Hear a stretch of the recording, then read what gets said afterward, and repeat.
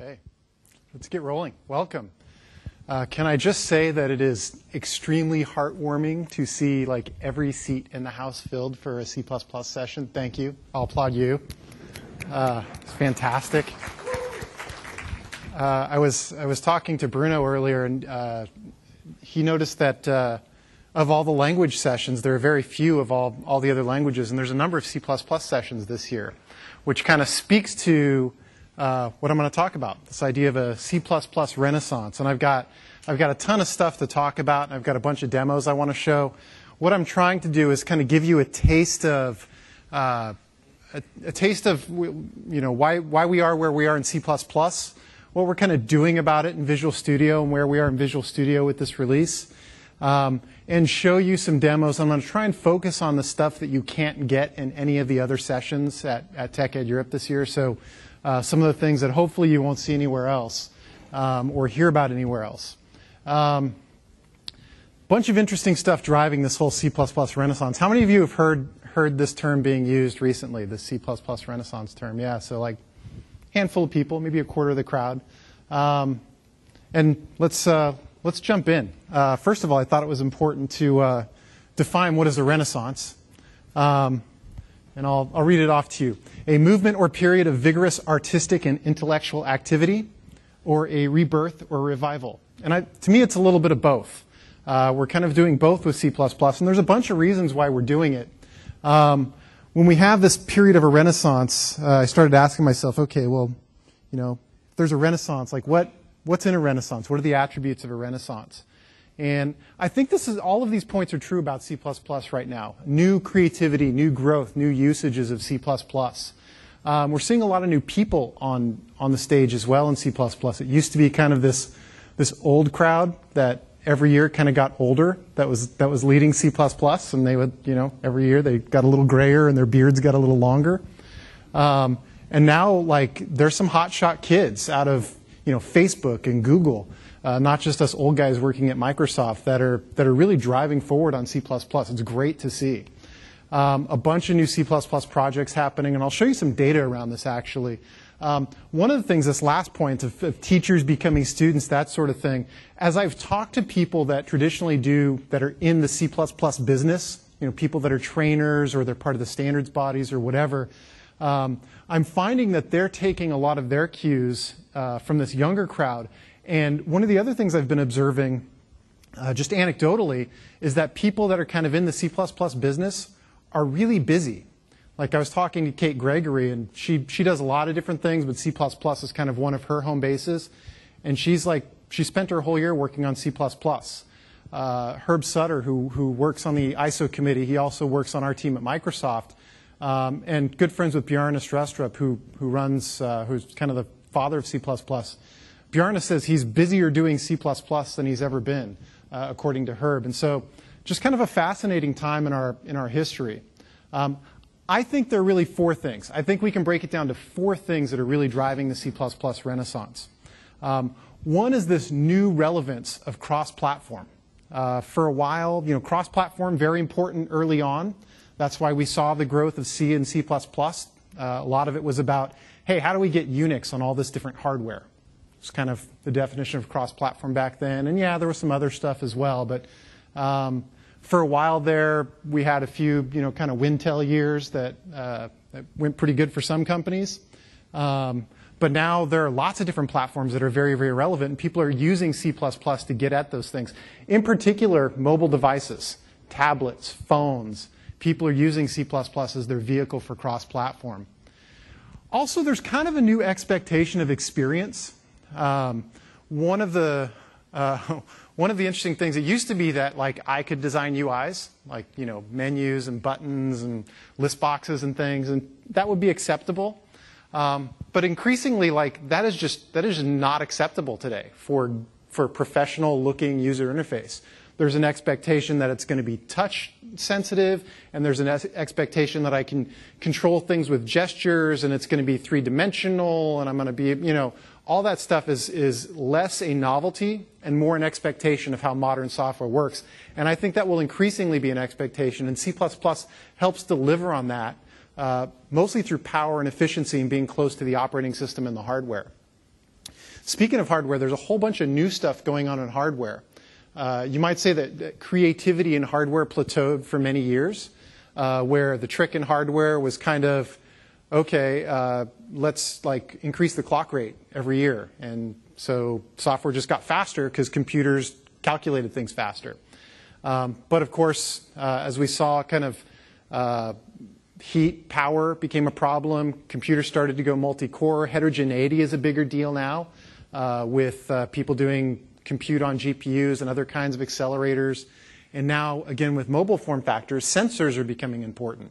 And so all this kind of getting at all this hardware, exploiting the capabilities of the hardware, and doing it in a way that's friendly to battery, which is another fairly modern constraint, really important. And then finally, C++ just isn't as hard to do as it once was. I would categorize that as new productivity gains, but the new language standard, C++ 11, when you find a few, how many of you have had a chance to look at C++ 11 or even write some code that had some aspects of C++ 11? A handful of folks in the room. So what you'll find is like, you can go a pretty long while before you have to like declare something as a type star. For example, like you can go a really long while without having to do any of those things that contributed to what I used to think of as write-only code. Like you could write it, but then nobody could ever go back and read the code later because it was so obtuse. And now code is both easy to understand, high level of abstraction, but at the same time still enjoys the traditional benefits of C++ of being very efficient on the hardware. And a bunch of new things in VS, and I'll talk about some of this stuff as we go on. One of the things I wanted to do is share with you guys some data that our team gathered. So this is data around C++ developers. We did a series of surveys around C++ developers. Our team sponsored it. And this wasn't a huge survey. I think a little over 1,000 developers, 1,200 developers, something like that responded to the survey. But it was, relevant. And what we found is, wow, look at the age spike here. This is kind of people that are in their late 20s or early 30s, writing a lot of C++ code. So, there's this meme that C++ developers are like these old guys with white beards and suspenders, and it's just not true anymore. Like, maybe it was true, maybe it wasn't, I don't know. But whatever it used to be, it's definitely not true today.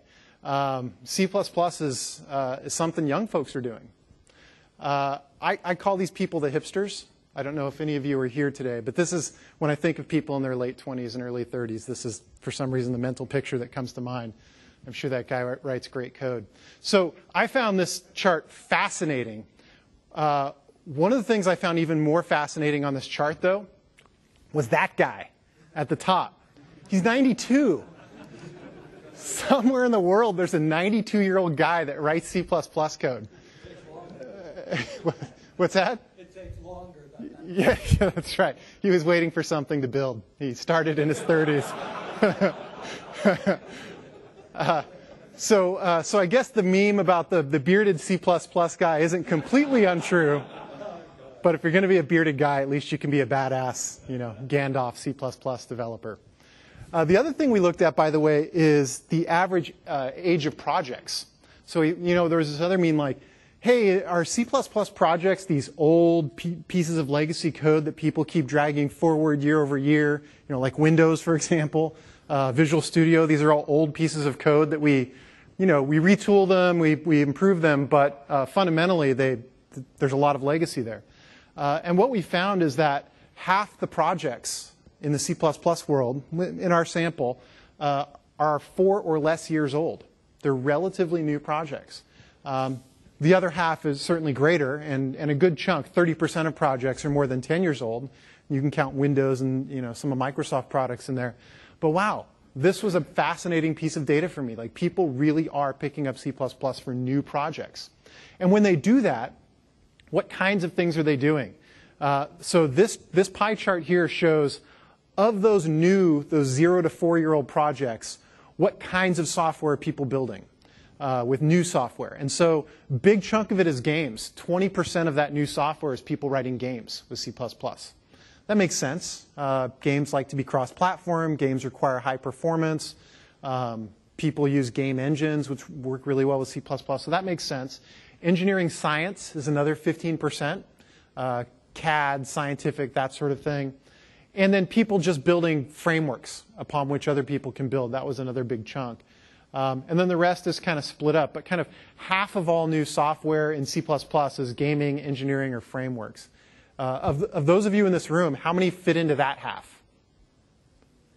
Interesting. So we've got a slightly different demographic. Let me do a little surveying. So what about business software? Oh, big chunk of people. That's fascinating. Okay, big chunk of people building business software. And what about, say, imaging? Handful. Okay, this is good to know. So good representation here of the wheel. One of the things that we think about, since it's our job to think about C++, is why do developers choose C++? It's like the airline thing. We know you have your choice of airlines, and we thank you for flying with ours, that they kind of say when you land somewhere. And so, that's the way I was looking at this. Like, people have their choice in programming languages, yet they're choosing ours. They're choosing C++. Why? And I find it breaks down to 3 reasons, primarily. You can throw a lot of stuff into these 3 reasons. One is closeness to the hardware. You can call this one performance. You can call this one control. There are a lot of ways you can characterize this. But basically, it's about people being able to get as close as they want to get to the hardware to provide whatever value they need to provide by doing that. They need to manage exactly how memory happens. They need to manage exactly the execution streams that are happening on the CPU. They need the highest level of performance. They need the best battery life. That's all about being really close to the hardware. And typically what people are trying to do is one of a couple things. They're either trying to get the processor to idle faster. That means come up with the answer more quickly so your CPU can stop consuming battery. Or they're trying to provide a better experience, a more real-life experience, something that's more realistic, more immersive for the user. So that's one. The other one is cross-platform. This one's pretty straightforward. C++ is a standards-based language, and people trust it because it is to be able to take that code and run it on multiple platforms. Now that we have this new C++ 11 standard, we're working really hard to figure out, okay, how do we improve our conformance? All the other compilers in the world are working really hard to figure out how they improve their conformance so that when you write some C++ 11 code, you can feel really good about the fact that you can take that from place to place. And again, cross-platform and mobile, huge driver here. And then finally, there's compatibility. Sometimes people have large C++ code bases, and it just makes sense to continue moving those forward as C++ code bases. Sometimes people have an existing investment in their own knowledge, like they're really good at C++, and they feel like they can be very productive continuing to do that. The other one that's a little less obvious, but I find it's interesting, C and C++ are kind of like the lingua franca of programming languages. It's like when programming language A and programming language B want to interoperate with one another, what do they typically do? They talk in C. Usually not C++, but they'll talk in C because that's a very well-defined interface that people know how to communicate, or languages know how to communicate with one another. And so it's compatible with everything, including other programming languages. So dig a little bit more into mobile, because I assert that mobile is one of these big drivers of the continued need for cross-platform.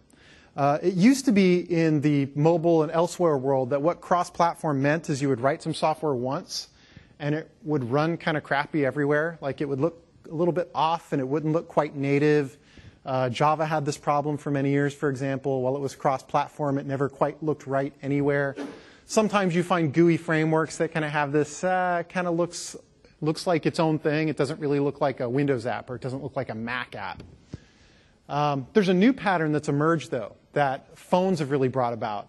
And that pattern is this. People will use the programming language that's native to the platform to write the UI, to write the things that connect closely with the platform services, etc. If you're on iOS, for example, that's Objective-C. People use Objective-C for the Chrome and things like that. If you're on Android, that's going to be Java. And if you're on Windows, that's going to be C++ CX on top of WinRT. That's kind of the default, the platform programming language. But in addition to doing that at the top level, what they will, maybe top and bottom, what they will do in the middle is write cross-platform code. And they'll use C++ to write that cross-platform code. Or increasingly, even on the UI, they'll use HTML5 and JavaScript to write the UI in a cross-platform way, which is becoming an increasingly capable way to build UI, especially for business-oriented applications where there's not a lot of complex 3D, et cetera, et cetera. It's a great way to go. So this is very, very common pattern now that's distinctly emerged in software. So what I say is that the best experience is this pattern. It's use the platform programming model, whatever it is, for whatever platform you're building, and then keep all your cross-platform assets as C++ or HTML, JavaScript. And this really delivers the best experience because these platforms are all trying to distinguish themselves from one another by offering new and compelling platform services. You know, maybe it's around sensors or camera or GUI or whatever it is that the hardware devices are doing. The platform, the native platform operating system and programming API surfaces those things as APIs for the developer. You know, we're a long way from this world where, you know, basically we know there's a console, we know there's a keyboard, we know there's a mouse, and we know that that is the way that the user is going to interact with everything. Like that's just not the world anymore. And so, designing something specific for the for this world is important to delivering modern, relevant applications. On Windows 8, Windows 8 means C++, Metro-style applications, if you want to use the latest and most modern platform surface area, using C++ CX, which is a set of language extensions that we use that help C++ developers adapt to WinRT, which is the API and ABI, the binary and the programming interface for Windows 8.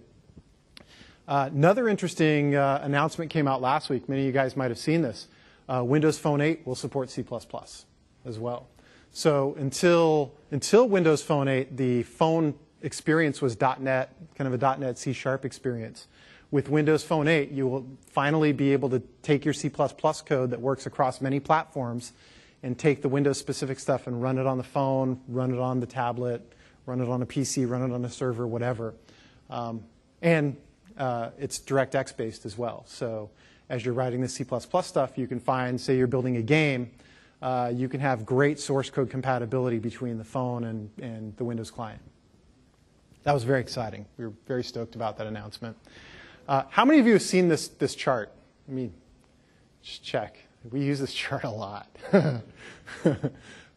So maybe a quarter of you have seen this chart. I just want to go through it really, really quickly because it kind of sets the context for what C++ CX is and what world it plays in. One of the things you'll find here is the world is kind of separated between the new on the left and the existing on the right, or you know what's supported in Windows today. And Windows 7 is going to continue to be supported in Windows 8, which is desktop applications. For Metro-style applications, there's basically a few different ways that you can build Metro-style applications.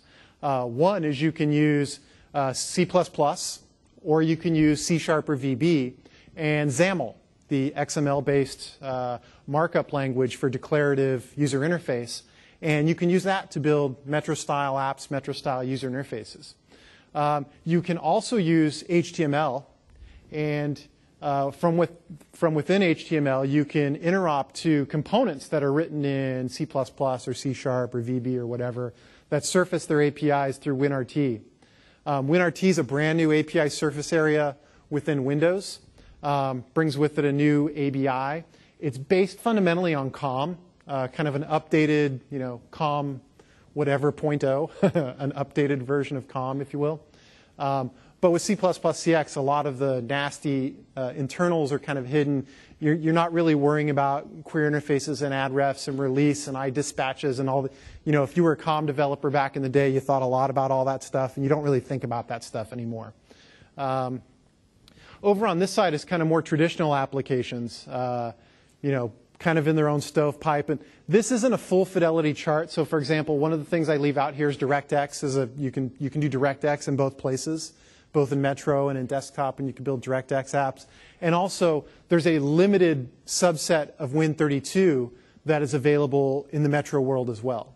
So again, not a full fidelity chart, but it kind of lays things out in as probably as simple a way as is possible.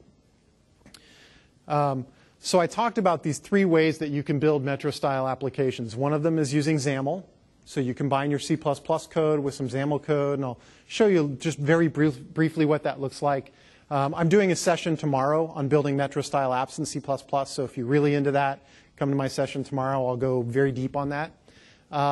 The other is DirectX, and DirectX, you can even interop DirectX and XAML together for a pretty cool effect, and I have a little demo that at least shows you what that looks like and some of the things you can build with that. And then there's these hybrid applications, doing your user interface in HTML5, JavaScript, and then calling into WinRT components that are written in C++. And I'll go into deep detail on that again tomorrow if you want to check that out.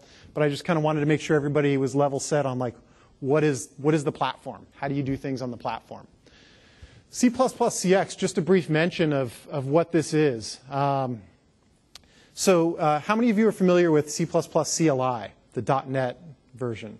Okay.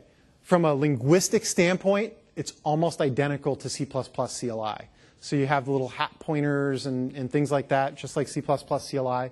But this talks to the WinRT Windows 8 world instead of to the COM world, or rather, instead of to the .NET world, like C++ CLI. So it has its own type system, strongly typed for WinRT. It's a reference counting model. So add refs and releases are happening underneath the hood, although you don't have to worry about them when you're using C++ CX typically. Exceptions are supported in the model, so you do exception-based error handling, which is very nice. This is kind of the first, if you think about it, Win32 has been kind of error code return, error code returns as the method for handling errors in the operating system since the beginning of time. So it's nice to see exceptions as a part of the operating system API. Integrates really well with STL. I'll show you some of that in just a minute. And it provides for a well-defined binary contract between modules. So I can have WinRT components written in one language and WinRT components written in another language. Doesn't matter, native, managed. These talk to each other through WinRT very, very easily. I can even do parameterized types. I can do generics functionally and have those interop with each other, which is not something that C++ does well, for example, across binaries. So let me show you a little bit here. Pop up Visual Studio.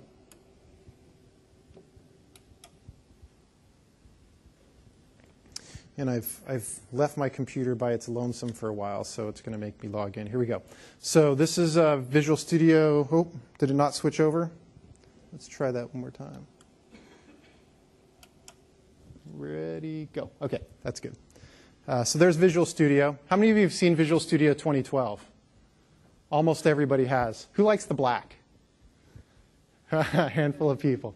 So it's weird. When back in my younger days, when I pretty much wrote code like 10 hours a day, I would always like set my entire IDE to black because it just over time, like if you're staring at the screen all day, it works better.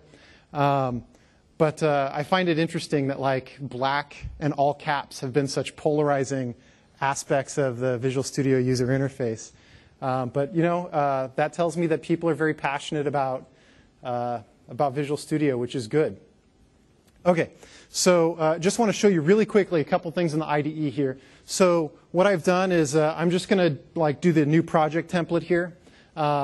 I've got a bunch of application choices that I can make. I'm going to do Windows Metro style just to kind of show you what this is all about. I'm going to choose a blank app. I'm just going to have it give me a blank designer here. So it's going to go ahead. It's going to generate an application for me. It's going to give me some sources, and it's going to create a whole bunch of boilerplate code for me that I don't really have to worry about. So I can come look at my main page code here. And so you see it gives me some event handlers built in. If I go to my main page XAML, double click, it'll start to bring up the designer so that I can have an interactive designer. This is one of the points that I think is perhaps the coolest for C++. Like finally, you have the same designer that everybody else has. It's the same for HTML5, it's the same for .NET, it's the same for C++, like everybody's sharing the same designer. It's good for us at Microsoft because we only have to write one thing and support all the languages, so we can like spend more of our time doing more things that are valuable. But I think it's good for you guys as well that can invest in learning one thing and scale that across multiple programming languages. So this, if I were to run this application, all this would be is just a blank Windows Metro page. I'm running Windows 8 on this laptop. It's not a fancy touchscreen laptop, but I do have Windows 8 installed. And that's the loading screen, and then after it finishes loading, I should see something that is fairly non-interesting, which is a blank Metro-style application. That's good. So I'll throw that away and come back. And let me just drop something. Let me drop something on here. So let's see here. Go to Toolbox, Common XAML Controls, and I'm just going to like drop a list view on here. Okay. There we go. I've dropped the list view. I'm going to give it a name.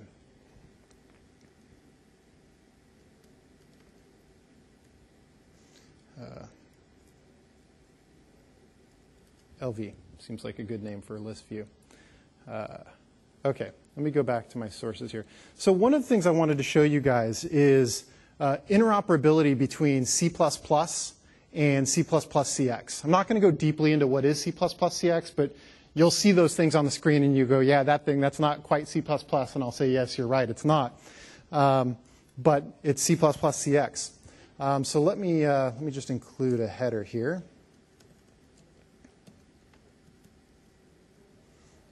Yes, collection.h, because I'm going to play with some collections. So let me just type some C++ code here. So let's create a vector of. This is interesting. Let's create a vector of a C++ CX type, a string hat. Hat is a reference to a WinRT type. I used to do Pascal back in the day. I was a Delphi guy back in the day. So I always feel a little bit happy when I get to type the little caret pointer. Just happy memories. All right, so I'll create a little vector, and then we'll just add some stuff to the vector. How about 1?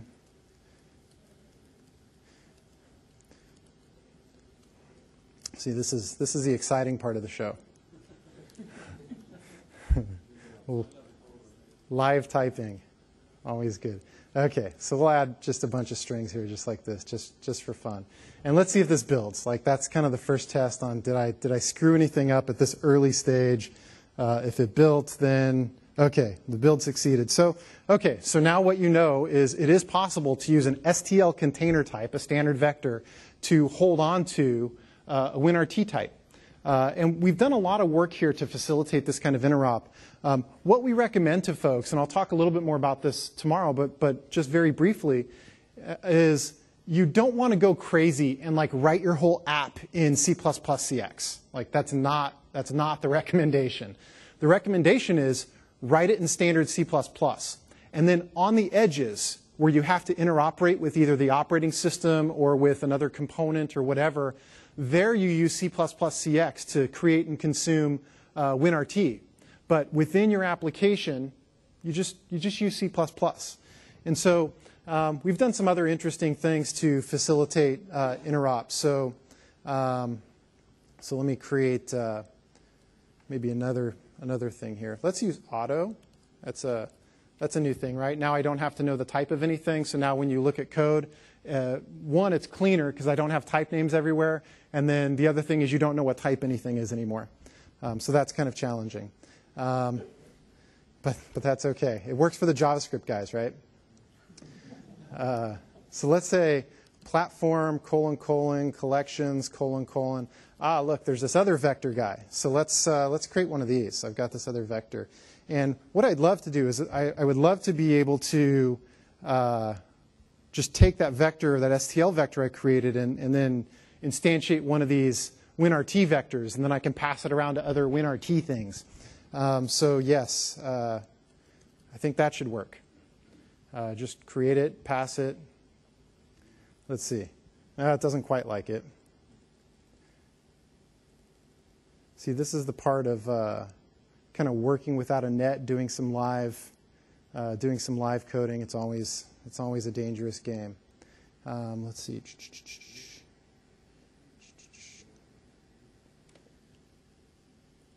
All right. I'm going to do, there used to be this TV show starring this woman called Julia Child. And what she would do is she would show you how to bake a cake. And then while the thing was still in the bowl, she would turn to the oven and go, look, it's done. Look, it's done. Not sure what I did wrong there. Oh, I didn't do ref new. Oh, killed me. All right, wait. Should we try it? Let's try it. What do we have to lose? I forgot to new it. How can I forget that? That's such a rookie error. My goodness. There we go. So I don't new things. I ref new them because they're reference types. Let's see if the compiler likes that. I bet it does. What do you think? Yeah, okay, that's way better. Thanks. Okay. Now, another cool C++ 11 feature, like auto's great. My favorite is range-based for loops. Have you guys seen these? So one of the things I think is particularly painful to read in C++ is iterators, like begin, blah, blah, blah, end, blah, blah, blah. And it's like, you know, it's like this much code to do a very simple concept, which is kind of, for this type, do something for every one in that container. So I can do really cool things like this. I can say, figure out what type is inside of this vector. And for every one of those things, do something. So let's take each of those strings and let's add it. Let's add it like that. Okay, so let's see if this works. Yeah, so that works. So good. So I'm seeing, okay, I can mix this WinRT stuff and the standard C++ stuff. I'm seeing I can use C++ 11 features with all of this. So it's kind of very fluid. Let me just kind of emit a space here so that we. And boom, boom.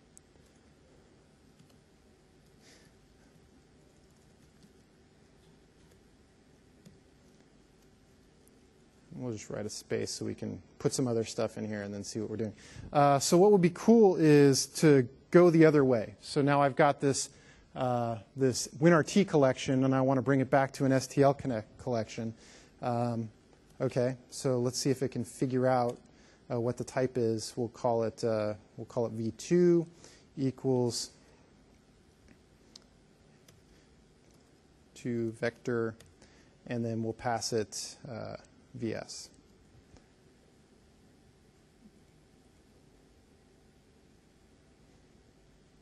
Okay, seems to be happy with that. So now I've gone back the other way. What would be interesting is if I could like use an STL function on these things. So let's do sort, and we'll do begin v2, end v2. So we'll sort it, and then we'll just kind of do this thing again and write it out. And except in this case, we'll do S2 and V2. How's that? Okay, let's see if this works.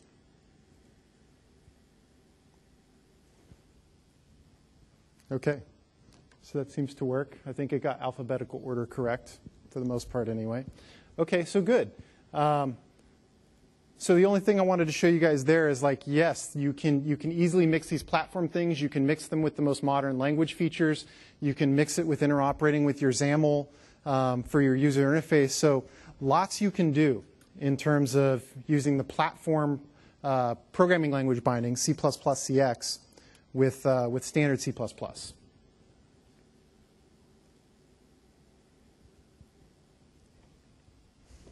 I almost lost my clicker. All right, now let's talk a little bit about the experience realism that C++ enables, the expectation that users have of great user experience. So for C++, in a lot of ways, C++ isn't a good choice if you're kind of building a casual game or something like that. C++ is a more complex language, although it's certainly not as complex as it used to be. But it still tends to be a little bit more complex than some of the alternatives you could be using. And so we say, look, you use C++ when you really need something immersive, when you really need something high performance, when you really need a physics engine, when you really need DirectX and 3D graphics. In the latest Visual Studio, there's a whole bunch of new features that are around supporting building games that are built on DirectX or building software that's built on DirectX. And I just want to quickly run through some of these because this is like a topic for a whole additional conference. So I don't want to drill deep, but I do want to let you guys know what's in here. So one is the ability to manage and edit images and 3D textures, or textures for your games, 2D and 3D. For whatever your assets happen to be. There's actually a modern paint tool in Visual Studio now, which is kind of cool. Like we've had the kind of circa 1992 resource editor experience in Visual Studio for quite some time. So it's nice, like alpha channels and crazy things that have been around for 20 years that it's great that are finally supported in the IDE.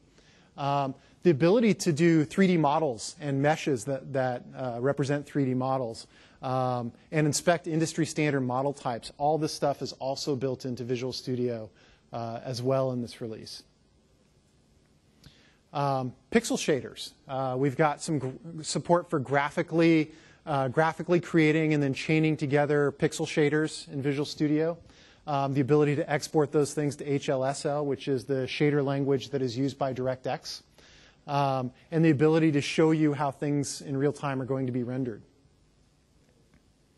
And then a graphics debugger, so that you can do kind of a historical playback of events. You kind of have these problems when you're building these type of apps like, oh man, that chunk of pixels isn't supposed to be purple.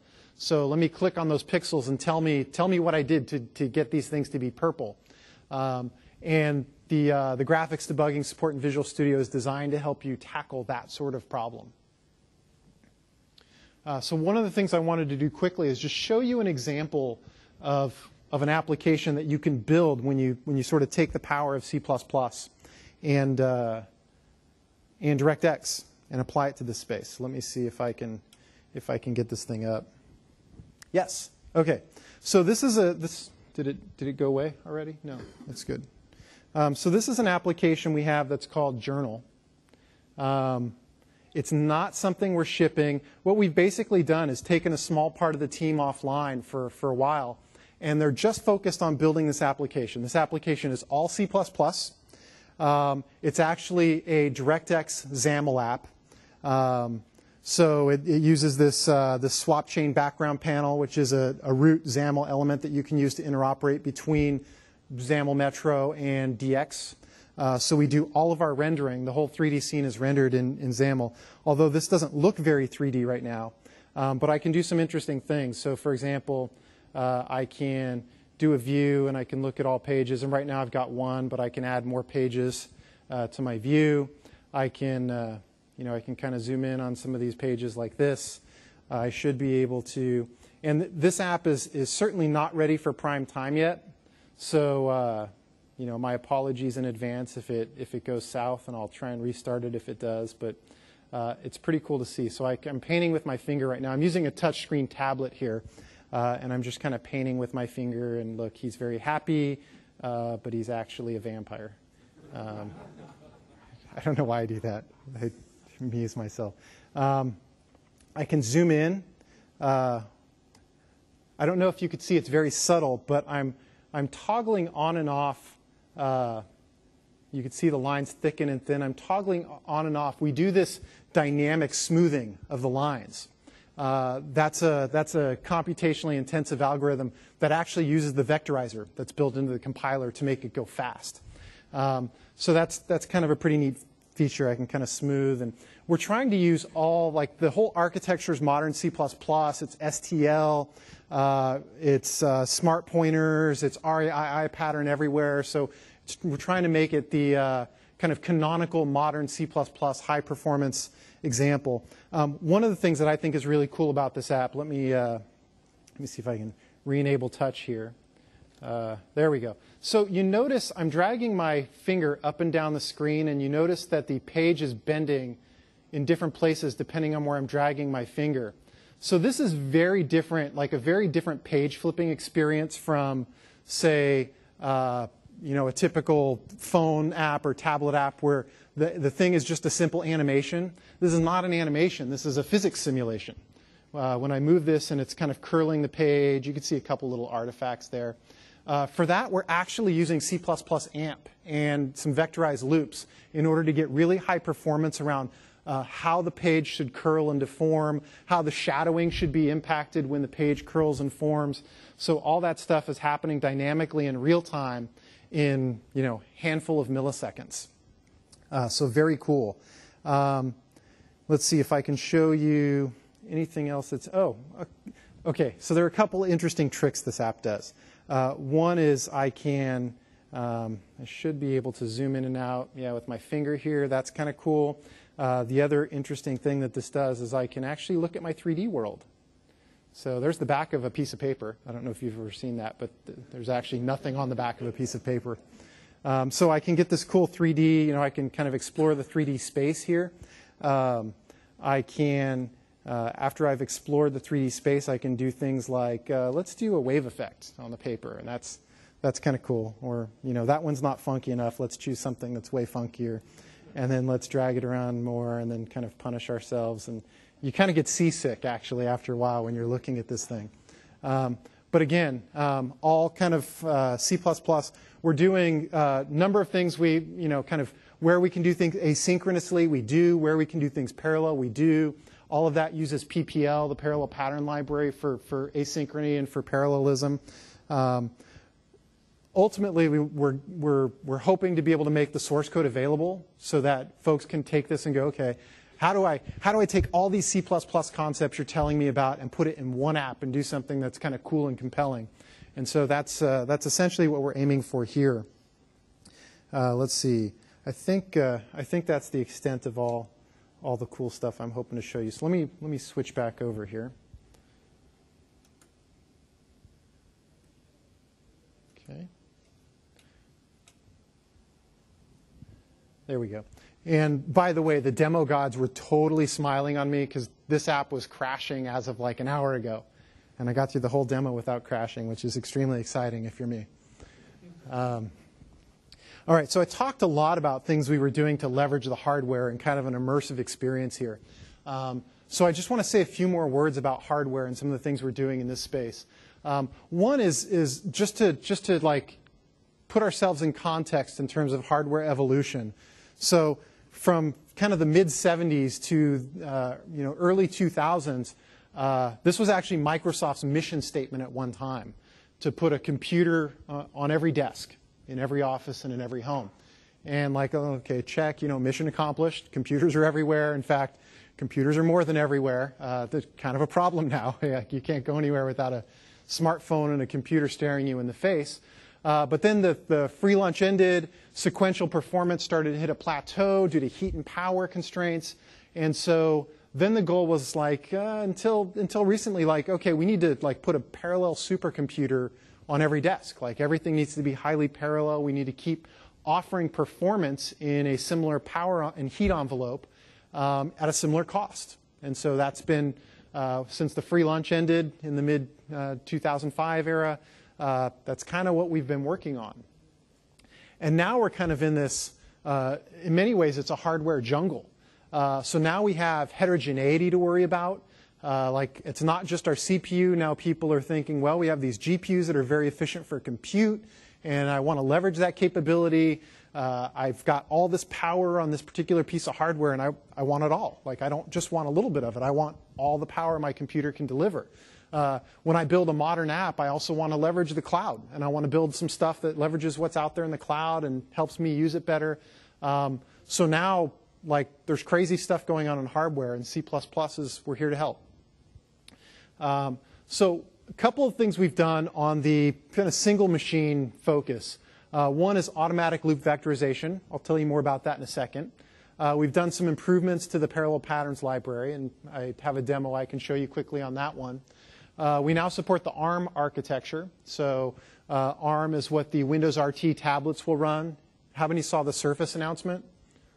Yeah, very exciting announcement. One of the devices they demonstrated was running Windows RT on an ARM CPU. And so that's built into our compiler now as well. We brought up that entire architecture this release. General purpose GPU computing or accelerated data parallelism with C++ AMP. And then we've done a bunch of stuff around debugging and profiling in this release to kind of keep up with all of that stuff. So how many of you are familiar with vectorization and what vectors are? Couple people. It's actually a really fancy word for a really simple topic. This graphic kind of demonstrates very simply what it is. With scalar code, you kind of have two operands, like two integers. Say you want to add them or multiply them. It's like operand 1, operand 2, go. And that happens in one cycle, right? That happens in one cycle on your computer. What vectorization does is it says, well, actually, like I've got my registers are pretty wide. I can do more than hold one integer. In fact, I can hold 4 of them, or maybe 8 of them, or maybe 16 of them. I can have a lot of them. And if you want to perform the same operation on all of them, I can do all of them in one cycle. So this becomes really valuable when you start to look at loops that traverse matrices or arrays, where maybe you want to do something similar to every element of a particular array or matrix. You can get good performance gains. A simple algorithm where you add 1 to every element of an array, and you put that in a loop. You can, if you have a 4-wide vectorization built into the compiler, it can cut the time it takes to traverse that loop it can make it 25% of what it was, because it can do 4 at a time. So kind of looks like this. I've got this thing where I'm adding 2 arrays together. On the left, you see what a scalar version of that would look like. On the right, you see kind of some pseudocode for what this would be in the vector world. But basically, it's this idea that I'm doing 4 things at a time in one clock cycle to produce one result. This happens automatically. You don't necessarily have to know what's happening. You don't have to care. If you do care, there's some things you can do to kind of figure out if your loop is being vectorized or not. But essentially, it's an optimization that just kicks in when the compiler detects that it's safe to do and possible to do. So the whole goal here is, for years we've had the blue part we were able to use. We were able to use the scalar unit really effectively. But look at all the real estate that Intel and AMD devote to the vector units. They devote like almost the same amount of real estate to vector units. And for years, with our compiler, you weren't really able to use that part of the hardware very effectively at all. So our goal is simply like, let's make those blue too. Like, there's a lot of chip real estate there that's valuable and can help performance. Let's use it. PPL is about task parallelism, not data parallelism. So it's this idea that in addition to loop vectorization, I can create tasks and I can compose these tasks together for parallel work. One of the ways I like to think about it is threads are such a horrible abstraction to think at as a developer. Threads are really how the hardware needs to think about this kind of thing, right? Threads are threads of execution. They happen in the hardware. They've all got their own instruction pointer, blah, blah, blah. They've all got their own stack, and they're all doing their own thing. But that's not how we think about the work in our software. In our software, we think about, well, this component needs to perform this task, and this component needs to perform this task, and maybe they can happen independent of one another, or maybe there's a dependency. This needs to happen before this. But you're thinking in terms of chunks of work. And that's what tasks allow you to do, is to break your software down into chunks of work and then declaratively state dependencies between these things. So yeah, this can go happen asynchronously or in parallel. And when it's done, go do these other things. We also have a bunch of other things to support this model. Algorithms and containers, kind of STL-like support for working in a parallel world. One of the things I'd like to focus on, though, is this kind of thing. So if I want to compose 2 pieces of parallel work, I can create a task called A, and I can have it go do something. And then when task A is done, I could simply say A.then, And then in this case, I'm using lambda expressions to pass some more code. So both A and this then continuation can be parallel, execute off the GUI thread, whatever. But there's an explicit ordering that gets enforced by the runtime. And I can do something more than sort of these linear chains. They can actually be complicated graphs. I can do choice and join. So I can say, actually, I want T to happen when T1 or T2 have happened. So either or I want T to happen when both T1 and T2 have happened. So you can kind of see where this leads. I can show you a quick example of this in Visual Studio.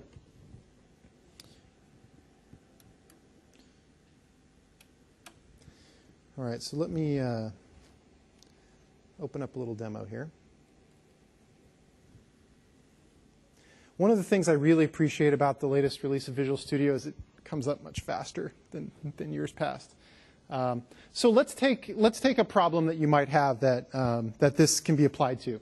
For example, let's say I'm building a build system, C++ build system, which has dependencies. This project needs to be built before this one because maybe it uses a DLL or a lib file or something, OBJ that the other one requires.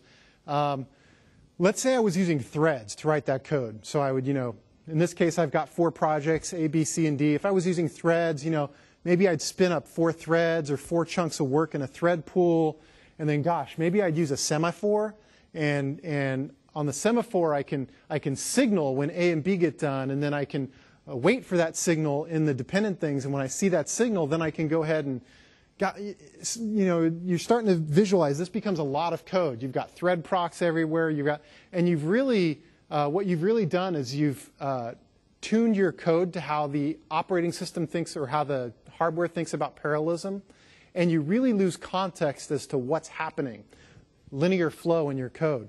So this is how this would look with more linear flow in my code. I've got these 4 projects, and I create 2 tasks, task A, task B, and they build A and B.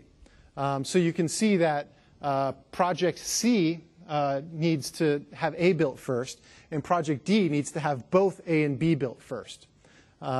Okay, so I've got a little graph there. So I build those things. So I build C after A. That's pretty easy. I can just say, okay, A dot then, do B. Pretty straightforward. And then if I want to build D, I can just say, okay, D builds after both A and B are completed. And let me get rid of the tooltip. So like if you're using a threaded programming model or something else, what would be a lot of code that would then be very difficult to untangle and understand the complexity becomes something that's very easy to understand and read. It's kind of human readable. And I'm not dealing with locks and semaphores and mutexes and all this stuff that is really error prone. If you've had to do a lot of multi-threaded code, you know that a lot of times that stuff is hard for geniuses to get right. Okay, so I just wanted to give you a quick preview of that. Now let's talk a little bit about C++ AMP. So C++ AMP provides support for heterogeneous platforms. I can do both CPU and, in this release, it's GPU based on DirectX 11, although the language piece of this can work on top of anything. The language piece isn't specific to DirectX. It's not even specific to Microsoft. Kind of very palatable to being used in a really general case. It's built into VS in this release of the product, built right into Visual Studio, there's debugging support for it. It's kind of a whole, what you would expect for a language feature in Visual Studio, it's all there, it's all supported. We provide some STL-like support for dealing with multidimensional data and for automatically marshalling your data to and from the GPU, which is something that often has to happen, you have to do yourself, depending on what kind of programming model that you're using. And the idea here is, one, it's really about enabling developers to get performance. That's why they want to do this kind of GPU stuff is, hey, there's this untapped well of performance. Let me go tap it. Then it's also about productivity. Well, I know C++. I'm good at C++. Wouldn't it be great if I could use C++ on my GPU instead of dropping to some low-level C programming model or some API-based thing? And then finally, portability. This works for any DirectX 11 piece of hardware. So I don't need like vendor XYZ's graphics card. If it's a DX11 card, it works. That's on our back end. On the front end, again, the language piece is designed to be portable to any hardware, any operating system, whatever. And in fact, we've released an open specification on the language piece, which looks like this, so that, hey, if you're a compiler vendor sitting in the audience and you would like to implement C++ AMP, you can go get this open spec. We also offer some conformance tests that you can run to make sure you're conforming to the spec, and you're off to the races. So for C++ AMP, let me quickly go over some of the elements here. At its core, the core thing is this parallel for each, which is this guy. And that's the thing that indicates, OK, this parallel for each loop, this is the loop that I want to run, that I want to accelerate. I've got some helper things, like I've got extent that describes the shape of the data that I want to go iterate on. It could be a multi-dimensional array, for example. The key piece about this parallel for each that tells it to go use C++ AMP to execute is this restrict AMP clause that is being used to decorate the lambda expression. So that tells the compiler two things. One, it says generate C++ AMP code for the body of this loop. And two, restrict what can be done inside of this loop to only the subset of C++ that is supported by AMP, that is supported by DX11. So for example, there are no bytes on a GPU. GPUs don't have byte data types. So you can't use a byte inside of this thing, as just one example of a restriction. But the important point is that it's not a different language. It's not a separate thing. It's a subset of normal C++. We've got these classes called array views that wrap the data that lives out on the CPU and main memory, automatically marshal it into the GPU for operation, then back out again. So that's what you see here with array views. And that's kind of the quick, fast tour of C++ AMP. I'll show you a demo of some of the performance gains that you can expect. We also have a bunch of knobs that if you really, that's kind of the naive case. If you really want to tune to the hardware, you'll want to do something called tiling in order to get the best, take the best advantage of data layout and locality. There's also some cache that lives on the device that you can take advantage of if you want to, again, optimize for performance. Kind of an advanced topic. We won't cover it here. Kate will probably talk about this in her session, Kate Gregory. She'll do a whole big session on C++ AMP. What I'd like to do is just the fun stuff, though. I want to show you what this thing looks like. So let's open up a project. So what this project is this project morphs one face into another. My apologies. Let me switch over. And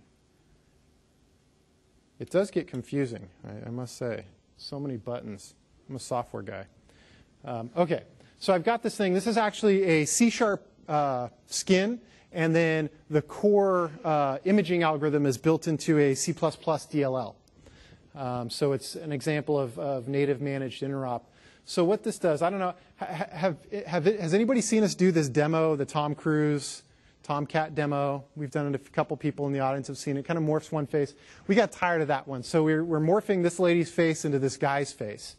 And there are a couple ways we do this. Just to kind of demonstrate, I can, for example, set the processing mode to sequential and click morph, and then let me choose an output directory where it drops the intermediate images.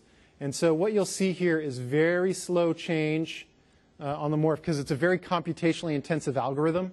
And you can see I'm using very little of my CPU, 14% of my CPU.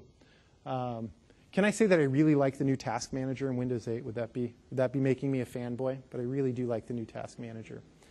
OK, so this is going to take forever. I'm not going to make you all sit through while we sit here and wait for this to complete. Let me do this. Let me switch this now to PPL. And now let me click Morph. So now I'm going to use PPL to generate a bunch of tasks. And what I should see is good saturation of my CPUs. Now it's going to engage all of my cores. This is a 4 physical core machine with 8 logical threads. So you see I'm using them all. I'm going crazy. Still pretty slow because, again, it's very computationally intensive, this algorithm. So I really don't even want to wait for this. I'm gonna cancel this one too. What I'm now going to do is I'm going to set processing mode to C++ AMP. And when I do that, it will run this computation kernel on my GPU. It'll put the data on my GPU and run this kernel on my GPU as a compute job. So let me click More, choose an output device. And two things you should observe. One, wow, it's fast. Two, CPU. So it's not only that it's going faster, it's that I'm not utilizing my CPU. So I could run a GPU and a CPU version of this at the same time and kind of get the benefits. So there we go. That's the wonderful world of C++ AMP and some of the performance gains that you can expect. Now, what you'll find in practical terms is if you have data parallel code that is well factored, the loops are well factored so that our vectorizer can vectorize those loops, and you're making them parallel, you're not going to get like the 50x, 100x speedups that sometimes people talk about with GPUs. You'll probably get something more on the order of 2 to 5x, depending on what the workload looks like and what the data looks like and all of that. So it's modest compared to like these order of magnitude plus speedups that people see with GPUs over kind of bad sequential code. But if it's vectorized and parallelized, the gain isn't that much, but hey, like twice as fast is twice as fast, right? Sometimes we fight for 5%, 10% more performance, and getting something to be twice as fast is, there's a lot of virtue in that. So really quickly, I just wanted to hit on some of the productivity stuff that's happening in the C++ world. C++ 11 standard, we've talked a little bit about that already. And the IDE and tool chains have really improved in the C++ space. One of the realizations that we've had in the C++ world, it's really more important to finish something at high quality than to kind of get to the first check-in.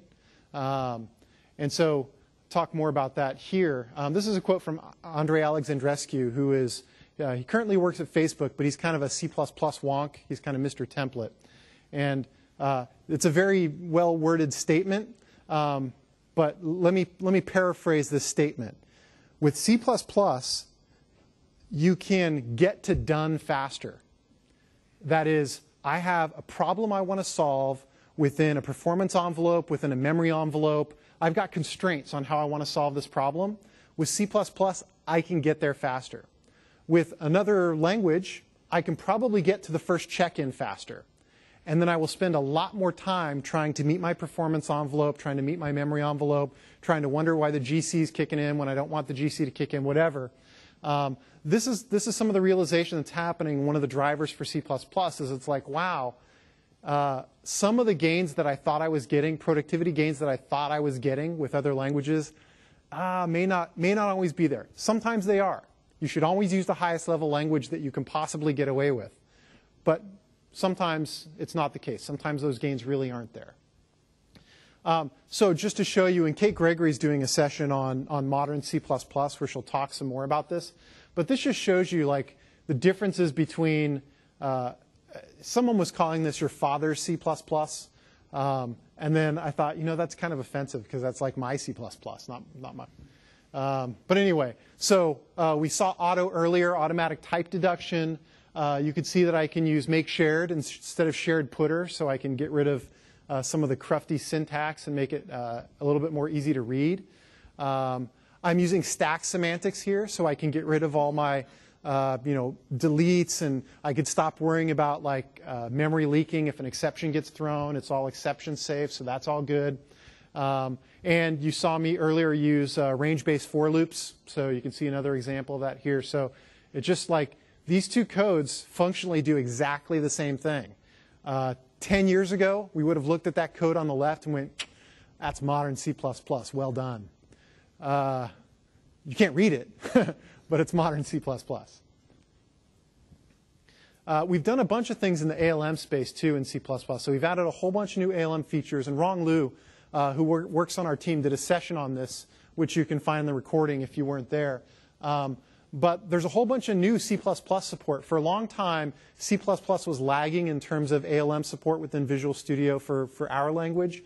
Now it's not quite the same level as .NET languages, but it's getting there. So some things we've improved code analysis, we've improved code coverage. Code analysis is actually available in the Express version of the product now, so you can get static analysis in the Win8 Desktop Express. Some new architecture tools that work with C++, and of course unit testing now for C++. So a whole bunch of new things to help developer productivity in the workflow. Whole bunch of new stuff in Visual Studio that works great for all languages. I won't drill into these, but you'll find them if you use Visual Studio 2012. But there's a bunch of new things for C++ as well. Some of those you probably saw as I was typing around reference highlighting, around better semantic colorization, so I can see like strings from enums, from whatever, and a bunch of code editing enhancements. C++ IntelliSense is back. Like it disappeared for a version of the product. Sorry, my bad. But now it's back, so we're friends again. And things like, the IntelliSense member list can automatically pop up. We've kind of licked those performance problems. Member list gets filtered automatically. We finally have code snippets. So just, modern stuff, modern IDE stuff is now applicable to C++. One last topic I want to hit on with you guys in my 9 minutes and 10 seconds remaining is what's next. And one of the things we're doing is this project called Casablanca, which is about the cloud. It's about making C++ an effective language and an effective in cloud environments.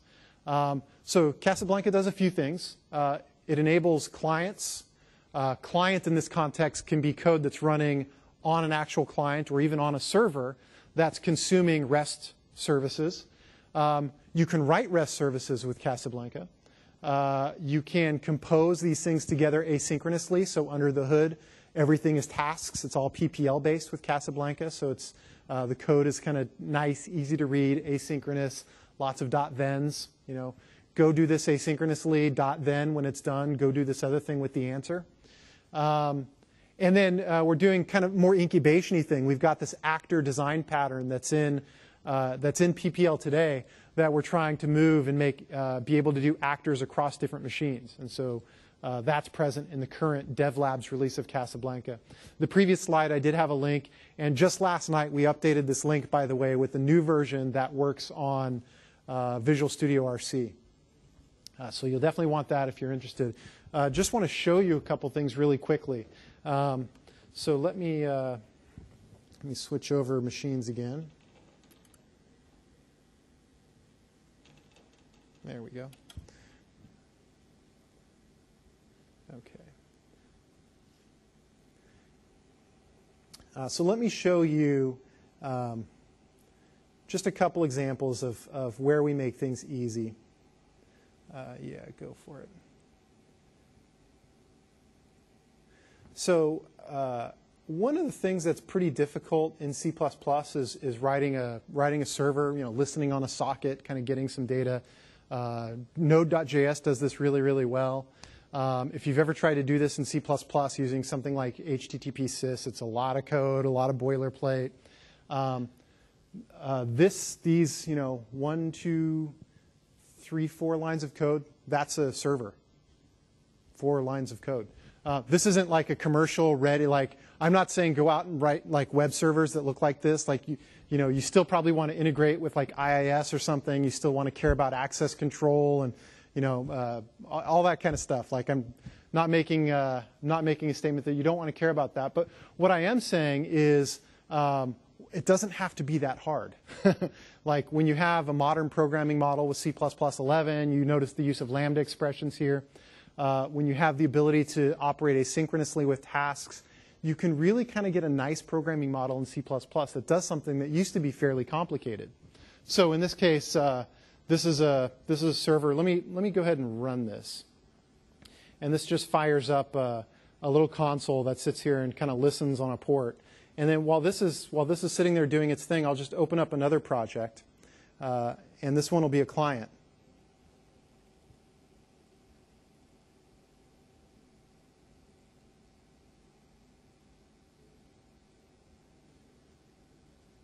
All right, so here's my HTTP client.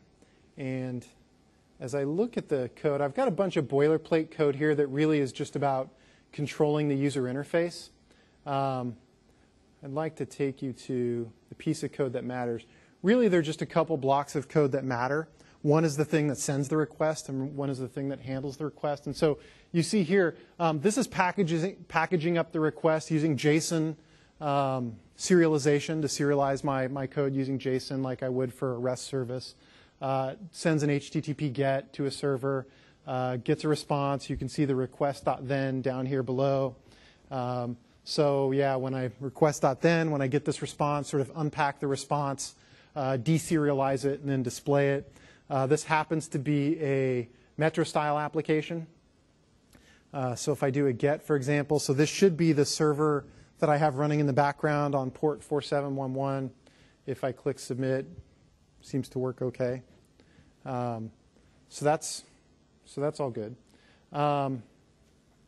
Let me switch back.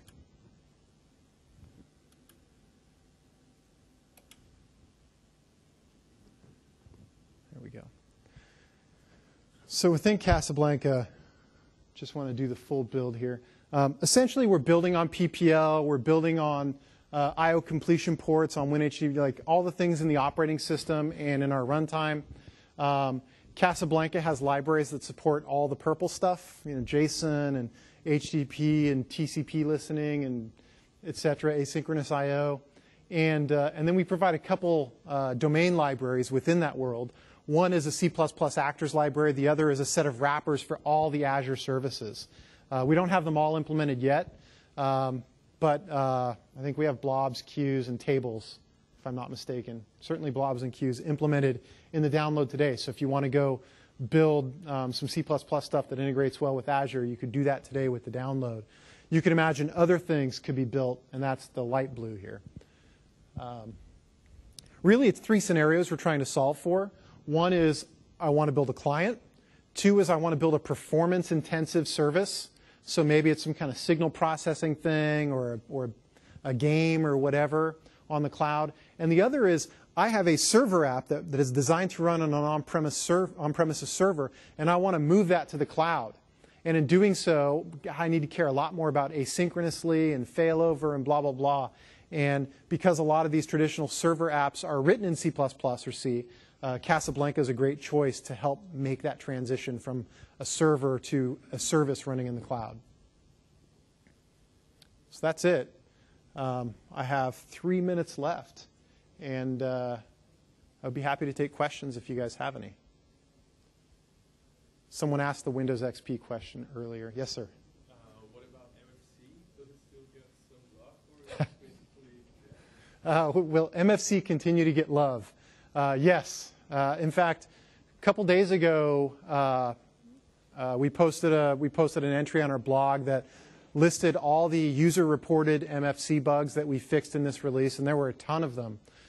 So continuing to evolve MFC. When you come to me and say, hey, I want to build a desktop app in C++, my answer to you is you should do that in MFC. Like that's the way you do it. That's the framework we provide to do that. If you want to build Metro, you should do XAML, do HTML5. But MFC is still there, still works, still supported, still loved. Yes? Yes, sir? I mean, like the AMP stuff, but it seems industry is settling for OpenCL. Do you have any plans on that? Yeah, so is your question, there's this AMP OpenCL. Specifically, what are you curious about that dynamic? Is there any plans for Visual Studio to provide better support for OpenCL? Plans for Visual Studio to better support OpenCL. We don't have any plans in the books right now to better support OpenCL. So for those of you unfamiliar with the GPU space, two programming models that are popular today for GPUs. One is CUDA, which is kind of an NVIDIA thing, works on their hardware. The other is OpenCL, which is, from a programming model standpoint, designed to be independent of hardware vendor or even hardware, the kind of hardware. Different vendors have kind of slightly different variations of this.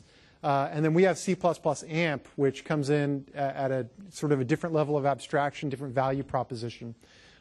What I would personally love to see is I would personally love to see somebody take C++ AMP and generate OpenCL out of the back end. It's not It wouldn't be difficult, and if somebody wanted to do that, we would help them. We probably won't do it. Like, we like the solution we have with DX. If we look at like what is the next highest priority for us after a great DX implementation, I would probably say we'd like to go to SSE4 or AVX code gen for so it works even if you don't have a GPU at all. That would probably be our next set of priorities, but I would love for somebody else to come along and we'd work with them. Yeah. Did you have a question? My question was to the principles for the previous. Okay. Yes, sir. One point you said that for errors, exceptions are coming from the operating system, and that was kind of nice. What kind of exceptions? Not structured exceptions like Yeah, it's different than C++ exceptions. So the question is, like I mentioned that exceptions are now a part of the operating system. You can expect things to get thrown. I'll talk a little bit more about exceptions tomorrow. It's not C++ SEH, but it's built in. The closest analogy would probably be the .NET exception model. Yes, make sure. One more question. Yes. What about existing code in C++ CLI in the desktop environment? Existing C++ CLI continues to work fine. We haven't made another push into C++ CLI. We think it's in a good space. We fixed some bugs there. We got the syntax highlighting back in, so we did make some investment in making sure that the developer experience was better than it was in the last version. But there wasn't a lot of new work for us to do in that space, so we didn't do any in this release. But certainly, if you want to build a desktop app and you want to use .NET and C++ CLI as your way to get to .NET, definitely. Still supported. Yes. And I'm out of time, so what I want to do is thank you guys. If you have more questions, I'm going to pack up and then I'll head to the back of the room. But please enjoy the rest of the conference, and I hope to see you around.